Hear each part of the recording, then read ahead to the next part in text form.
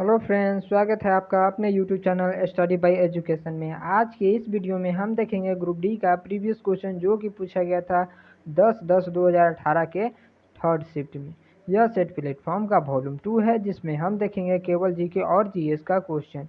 यह set number 15 है। इससे पहले 14 सेट दिया जा चुका है। अगर आप वह वीडियो नहीं देखे हैं तो मेरे चैनल के प्लेलिस्ट में जाके उन वीडियो को जरूर देख लें ताकि आपके एग्जाम के लिए हेल्पफुल हो। तो चलिए स्टार्ट करते हैं। क्वेश्चन है, डैश को एक अभिसारी दर्पण भी कहा जाता है। तो किसे एक अपसारी दर्पण कहा जाता है? अपसारी दर्पण कहते हैं उत्तल दर्पण। उत्तल दर्पण को अपसारी दर्पण कहते हैं, इसलिए हमारा करेक्ट आंसर हो जाएगा ऑप्शन बी। और उत्तल दर्पण की बात आई है तो चलिए उत्तल दर्पण के बारे में जान लेते हैं। उत्तल दर्पण कहते किसे हैं? जिस का परावर्तक सतह उभरा हुआ होता है। जिस दर्पण का परावर्तक सतह उभरा हुआ होता है उसे क्या कहते हैं? उत्तल दर्पण कहते हैं। उत्तल दर्पण को ही क्या कहते हैं? डाइवर्जिंग मिरर कहते हैं। और उत्तल दर्पण का प्रयोग साइड मिरर के रूप में, गाड़ी के साइड मिरर के रूप में प्रयोग किया जाता है। अब अवतल दर्पण के बारे में जान लेते हैं कि अवतल दर्पण कहते किसे हैं? जिस दर्पण का परावर्तक सतह धंसा हुआ रहता है उसे अवतल दर्पण कहते हैं। अवतल दर्पण को क्या कहते हैं? कन्वर्जिंग मिरर कहते हैं या इसे अभिसारी दर्पण भी कहते हैं। अवतल दर्पण का उपयोग कान, नाक, आँख चिकित्सा के रूप में किया जाता है और गाड़ी के हेडलाइट के रूप में, सर्च लाइट के रूप में और सोलर कुकर में अवतल दर्पण का प्रयोग किया जाता है। इतना सब याद रखिएगा क्योंकि यहाँ से क्वेश्चन पूछा जाता है। तो चलिए अगले क्वेश्चन पर चलते हैं। अगला क्वेश्चन है,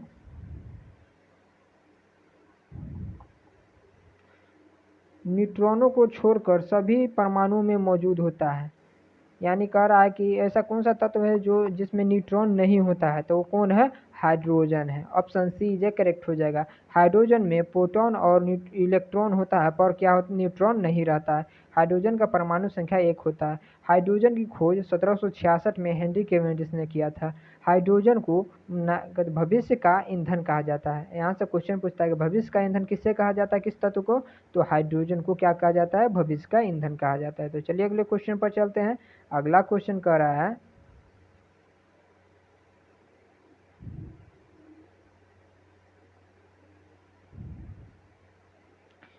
क्वेश्चन है, गुरुत्वीय त्वरण जी डैश पर निर्भर नहीं करता है। तो किस पर निर्भर नहीं करता है? गिरने वाली वस्तु के द्रव्यमान पर निर्भर नहीं करता है। ऑप्शन ए इजे हो जाएगा करेक्ट आंसर। तो जान लेते हैं कि कैसे उस पर निर्भर नहीं करता है।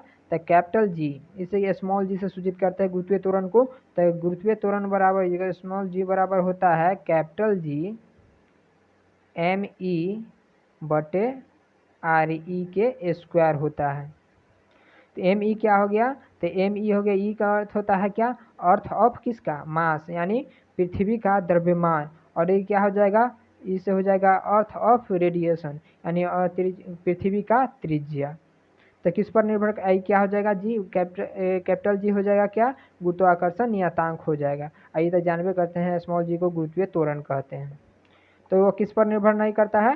तो गिरने वाले वस्तु के द्रव्यमान पर निर्भर नहीं करता है, इसलिए हमारा करेक्ट आंसर हो जाएगा ऑप्शन ए।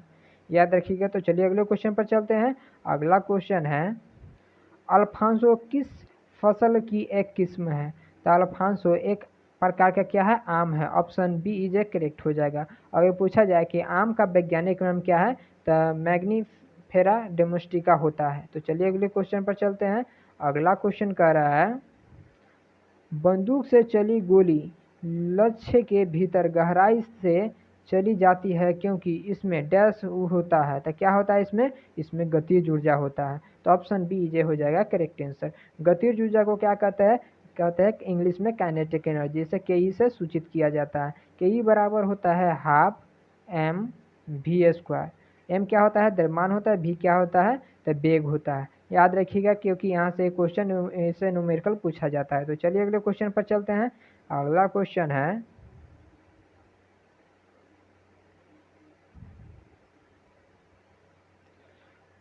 है, कैवेलियर स्मिथ ने जीवों को डैश जगत में वर्गीकृत किया था। तो कैवेलियर स्मिथ ने जीवों को 6 जगत में वर्गीकृत किया था। ऑप्शन ए इजे हो जाएगा करेक्ट आंसर। और पूछा जाए कि 5 जगत में किसने वर्गीकृत किया था जीवों को, तो हो जाएगा आर.एच. बेटेकर। आर.एच. बेटेकर ने जीवों को 5 जगत में वर्गीकृत किया जाता था। और 2 जगत में किसने वर्गीकृत किया था, तो कार्ल लिनियस ने किया था। तो चलिए अगले क्वेश्चन पर चलते हैं। अगला क्वेश्चन है,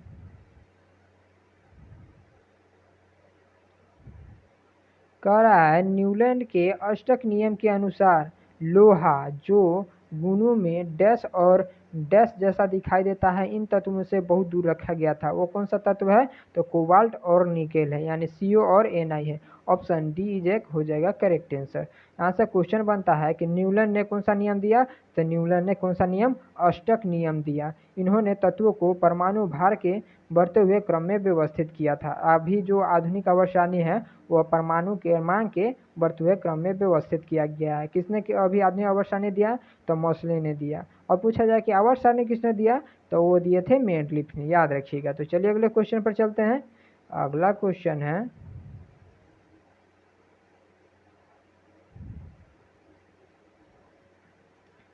जातक कथाओं में डैश के जन्म और उनके पूर्व जीवन का वर्णन मिलता है। वो कौन हो जाएगा, वो हो जाएगा बुध। Option C is a correct answer हो जाएगा। तो चलिए अगले क्वेश्चन पर चलते हैं। अगला क्वेश्चन है, कह रहा है अधिक सांद्रित H2SO4 के साथ 443 केल्विन पर एथेनॉल गर्म करने पर इथेनॉल के निर्जलीकरण से प्राप्त होता है। तो क्या प्राप्त होता है, वो होता है ethene. Option C is a correct answer हो जाएगा। तो चलिए अगले क्वेश्चन पर चलते हैं। अगला क्वेश्चन है,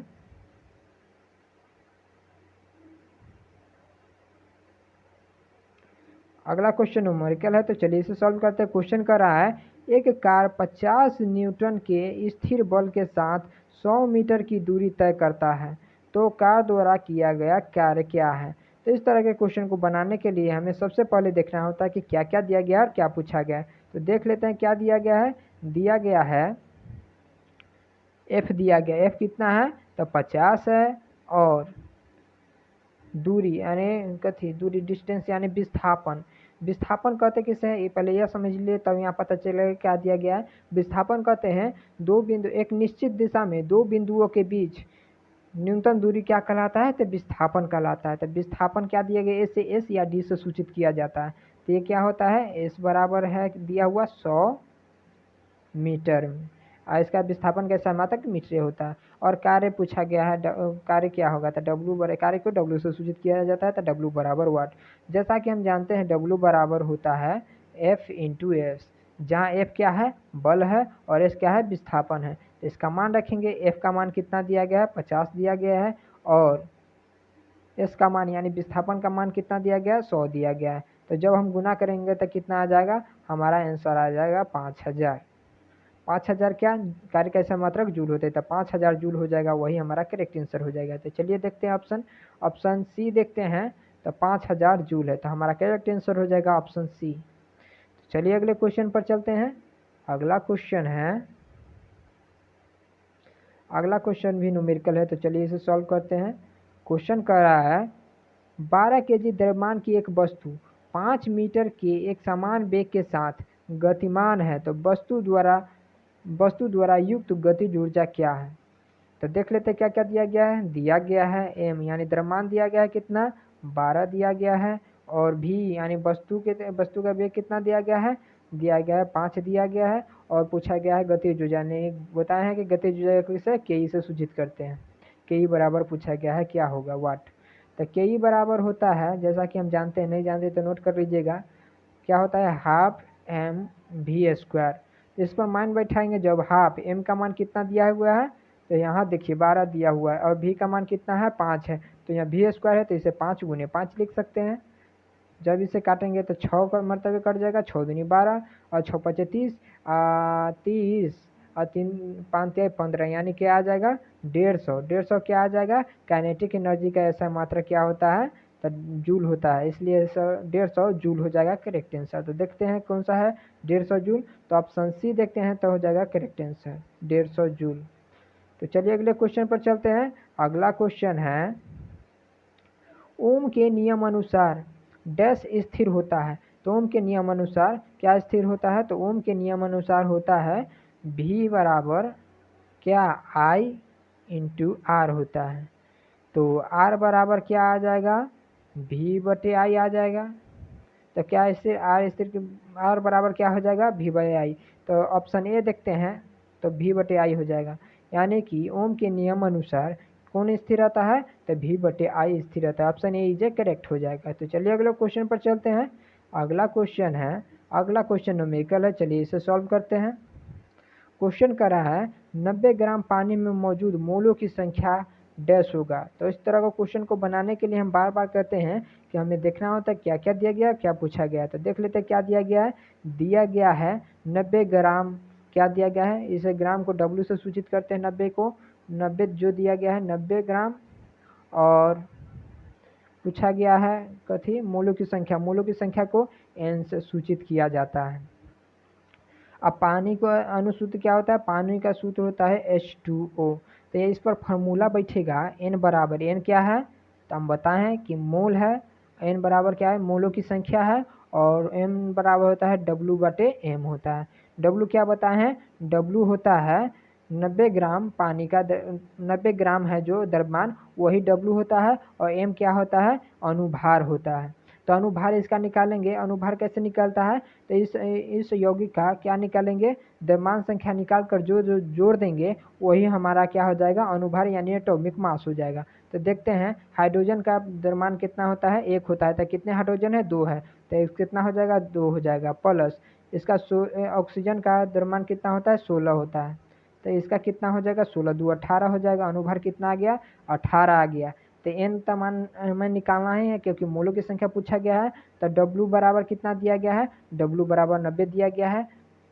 जहाँ W बराबर क्या बताए थे कि 90 ग्राम द्रव्यमान होता है W का मान। तो कितना दिया गया है, माने कि ग्राम में होता है, ग्राम में द्रव्यमान होता है जो होता है। तो कितना है, 90 दिया गया है। और M का मान कितना आया है, तो 16 2 18 आया है। तो 18 से भाग करेंगे, 18 पच्चीस 90, यानी मोलों की संख्या क्या आ जाएगा, N बराबर आ जाएगा 5। वही हमारा करेक्ट आंसर हो जाएगा। तो देखते हैं 5 कौन है, ऑप्शन सी देखते हैं। तो सी इज करेक्ट हो जाएगा, तो 5 आंसर हो जाएगा। तो चलिए अगले क्वेश्चन पर चलते हैं। अगला क्वेश्चन कह रहा है निम्नलिखित में से कौन से जानवरों ने नेत्र बहुत ही साधारण होते हैं, वास्तव में रोशनी को पहचानने वाली केवल नेत्र बिंदु होते हैं। वो क्या हो जाएगा, प्लेनेरिया हो जाएगा। Option D is correct answer हो जाएगा। तो चलिए अगले क्वेश्चन पर चलते हैं। अगला क्वेश्चन है डैश के कारण आकाश में तारा टिमटिमाता है। तो आकाश में तारा किसके कारण टिमटिमाता है, तो प्रकाश के वायुमंडल द्वारा प्रकाश के अपवर्तन के कारण टिमटिमाता है। ऑप्शन सी इज करेक्ट हो जाएगा। तो चलिए अगले क्वेश्चन पर चलते हैं। अगला क्वेश्चन है निम्नलिखित में से कौन सा एक अति उष्माक्षेपी है। तो उष्माक्षेपी कौन है, जल में सल्फ्यूरिक अम्ल का घुलना क्या है, उष्माक्षेपी है। Option C is correct answer हो जाएगा।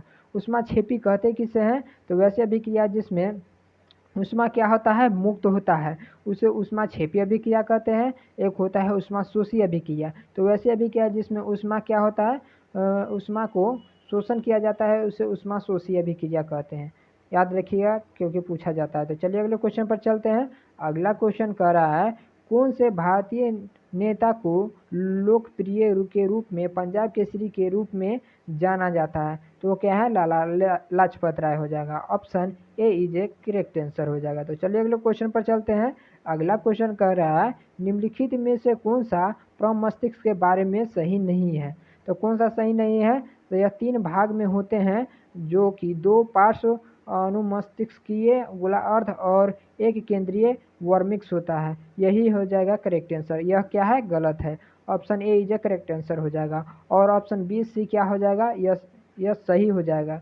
यह क्या गलत पूछा गया था, इसलिए गलत हमारा ऑप्शन ए हो जाएगा। क्या कर रहा है ऑप्शन बी, यह मस्तिष्क का क्या होता है, अग्रभाग होता है। क्या, प्रमस्तिष्क, मस्तिष्क से अग्रभाग होता है, श्रेष्ठ और पार्श्व का भाग बनता है। और सी देखते हैं, यह मस्तिष्क का सबसे बड़ा भाग लगभग कितना होता है, 80% होता है। यह अग्र मस्तिष्क का भाग है।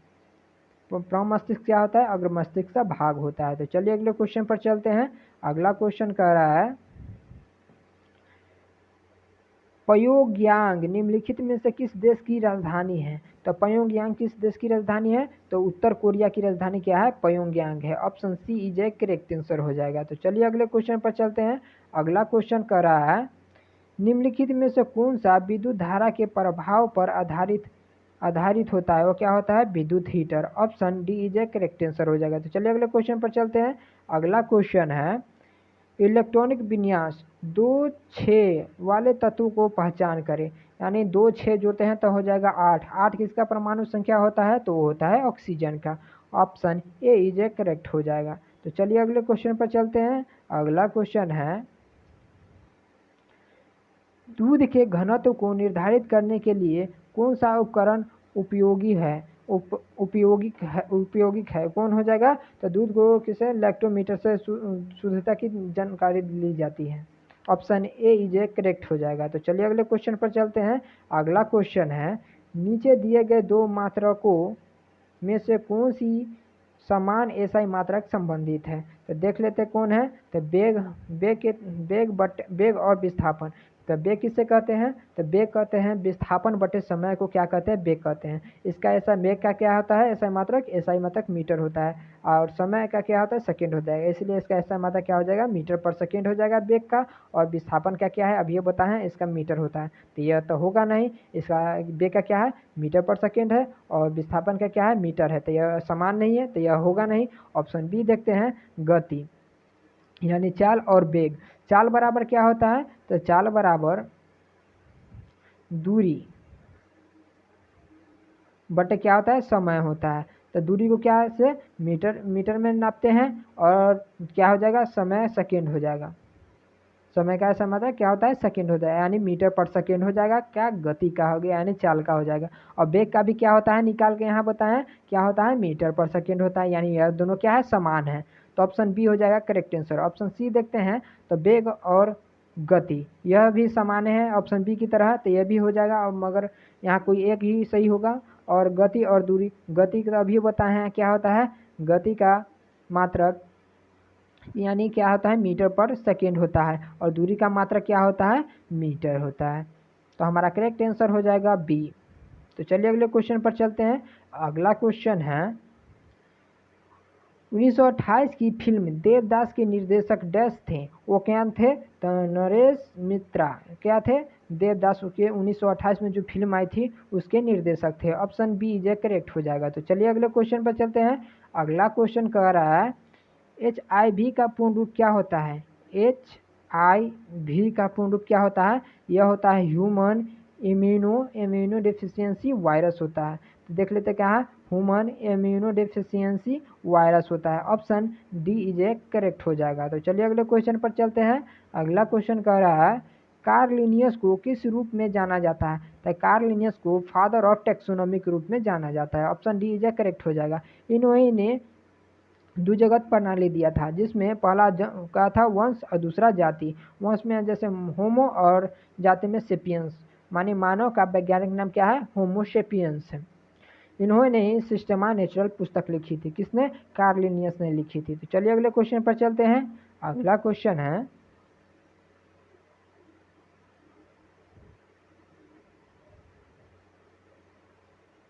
अगला क्वेश्चन कह रहा है, डैश का संक्षरण का एक गंभीर समस्या है। तो क्या है? लोहा, यानी Fe। Option C is a correct answer. लोहा में क्या जंग लग जाता है तो क्या होता है? उसका वजन बढ़ जाता है। लोहा को जंग से बचाने के लिए उसमें माने किस लेप का प्रयोग किया जाता है? तो जस्ता का प्रयोग किया जाता है, जिसे क्या कहते हैं? गैल्वेनाइजेशन या जस्तीकरण कहते हैं। याद रखिएगा, क्योंकि यह क्वेश्चन पूछा जाता है। तो चलिए अगले क्वेश्चन पर चलते हैं। अगला क्वेश्चन है, स्थानांतरित कृषि का अन्य नाम क्या है? वह क्या है? झूम है। स्थानांतरित कृषि का अन्य नाम। Option A is a correct हो जाएगा। तो चलिए अगले क्वेश्चन पर चलते हैं। अगला क्वेश्चन है,